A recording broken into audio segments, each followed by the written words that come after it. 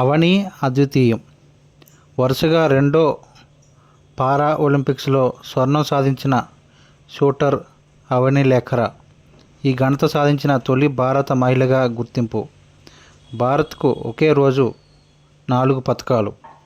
పారా ఒలింపిక్స్లో భారత్ క్రీడాకారుల జోరు మొదలైంది. పోటీల రెండో రోజు మన ఖాతాలో 4 పతకాలు చేరడం విశేషం. షూటింగ్లో అవని లేఖరా తనపై ఉన్న అంచనాలను నిలబెట్టుకుంటూ స్వర్ణ పతకంతో మెరిసింది. అదే ఈవెంట్లో మోనా అగర్వాల్కు కాంస్య పతకం దక్కింది. వీటితో పాటు పురుషుల షూటింగ్లో మనీష్ నర్వాల్ రజతాన్ని గెలుచుకోగా, స్ప్రింట్లో ప్రీతి పాల్ కూడా కాంస్య పతకాన్ని అందించింది. అయితే అన్నింటికీ మించి గత టోక్యో ఒలింపిక్స్లో సాధించిన స్వర్ణాన్ని నిలబెట్టుకున్న అవని లేఖరా ప్రదర్శనే హైలైట్గా నిలిచింది.